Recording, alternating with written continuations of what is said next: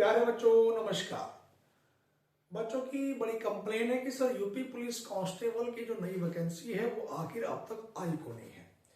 तो उसी के लिए बच्चों मैंने ये वीडियो बनाई है कि यूपी पुलिस कांस्टेबल की जो विद्यार्थी तैयारी कर रहे हैं, आप लोगों की वैकेंसी कब तक आ सकती है और डिले होने का कारण क्या है, और अगर नवंबर में आएगी आप लोगों की भर्ती, जैसा कि कैलेंडर में भी राज्य सरकार ने जारी किया है, तो नवंबर में कब तक आने की पूरी संभावना है।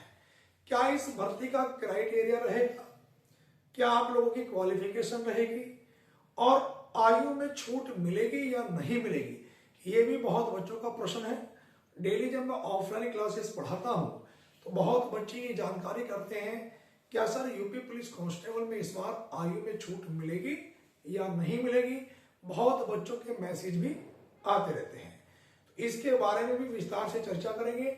और पिछली कट ऑफ के मामले में इस बार की वैकेंसी की कट ऑफ पे क्या प्रभाव पड़ेगा, ये पूरी समीक्षा के बाद ये वीडियो में बना रहा हूं, पूरा एनालाइज करने के बाद। तो सभी विद्यार्थी वीडियो में लास्ट तक जरूर बने रहें, और जो भी विद्यार्थी हमारे चैनल से पहली बार जुड़े हैं प्लीज वो चैनल को जरूर सब्सक्राइब कर ले, क्योंकि भर्ती संबंधी कोई भी सूचना होगी इस चैनल के माध्यम से मैं आप लोगों को प्रोवाइड कराता रहूंगा। अब आप लोग ध्यान दें बच्चों, यूपी पुलिस 22,000 प्लस पदों पर भर्तियां हैं। वैसे तो 22,605 पद हैं, लेकिन पदों की संख्या बढ़ भी सकती है, तो कुछ कहा नहीं जा सकता। लेकिन 22,000 प्लस ही भर्ती है, हो सकता हो 25,000 तक भी हो जाए जब तक। सबसे पहला प्रश्न बच्चों का ये है कि फॉर्म कब तक आएंगे। तो देखो बच्चों, जैसा कि राज्य सरकार ने अपने या भर्ती बोर्ड ने कैलेंडर में जारी करा था कि फॉर्म आपके नवंबर तक आएंगे। देखो आपको ये पता है कि 5 तारीख को गंगा स्नान है, और गंगा स्नान तक मुझे लगता नहीं कि यूपी पुलिस कांस्टेबल के फॉर्म आ पाएंगे। मेरा मानना यह है कि फॉर्म जो है आप लोगों का 15 नवंबर से 25 नवंबर के बीच आवेदन प्रक्रिया आप लोगों की शुरू होगी। जहां तक मेरा बिल्कुल सटीक आंकड़ा है, ये 99% मेरा आंकड़ा है कि 15 नवंबर से 25 नवंबर के बीच आप लोगों के बच्चों आवेदन की जो प्रक्रिया है वो शुरू हो जाएगी। ये बात कंफर्म है। जब राज्य सरकार ने कहा कि फॉर्म नवंबर में ही आएंगे, तो 2-4 दिन ऊपर नीचे हो सकते हैं। आप अपनी तैयारी कंटिन्यू रखें, क्योंकि 1-2 महीने की तैयारी में बच्चों किसी भी विद्यार्थी का मैं नहीं मानता कि नंबर आएगा। जो विद्यार्थी काफी समय लंबे से जुड़े हुए हैं या तैयारी में कंटिन्यू हैं, वही बच्चे अपनी सफलता हासिल कर पाते हैं।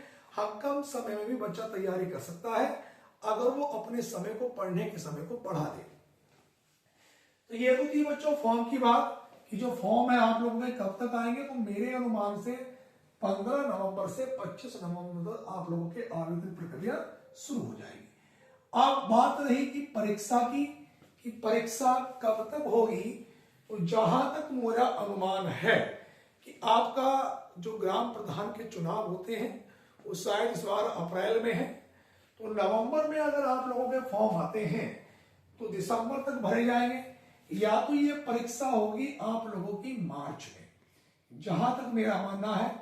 और मार्च में नहीं हुई तो फिर ये परीक्षा बच्चों आप लोगों की जून या जुलाई में होगी। या तो ये परीक्षा होगी आप लोगों की चुनाव से पहले, या परीक्षा होगी चुनाव के बाद। फिर भी जहां तक मेरा संभावना है बच्चों को अच्छा खासा समय मिल जाएगा कि आपका जून या जुलाई में आप लोगों का पेपर होगा, जहां तक मेरा अनुमान है। क्या आयु में छूट मिलेगी, ये बच्चे कह रहे हैं, बड़ा परेशान है बच्चा। हाँ, मैं कह सकता हूं कि सरकार को इस बार भी 3 वर्ष की छूट देनी चाहिए, और हम लोग भी प्रयास कर रहे हैं ट्यूटर कैंपेन के माध्यम से।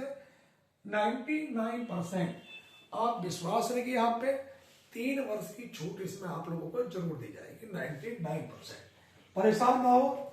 इस बार सेफ स्कोर क्या रहेगा, देखो जो कट ऑफ भी आपकी पिछली बार गई है, वो आपके जो पद थे बच्चों उस बार 60,244 पद थे, और लगभग इस बार 22,000 प्लस पद है, 22,000 प्लस।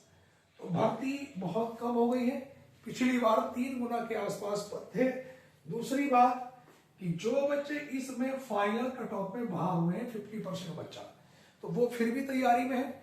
अगर आयु में छूट मिलती है तो मैं कह सकता हूं कि कट ऑफ अच्छी खासी इस बार जाने वाली है। कट ऑफ की मैं बात करता हूं, जो भी कट ऑफ आपकी इस बार रही है भाई, उसमें हर कैटेगरी में आप लोग अपने 15 अंक अधिक जोड़ के चले।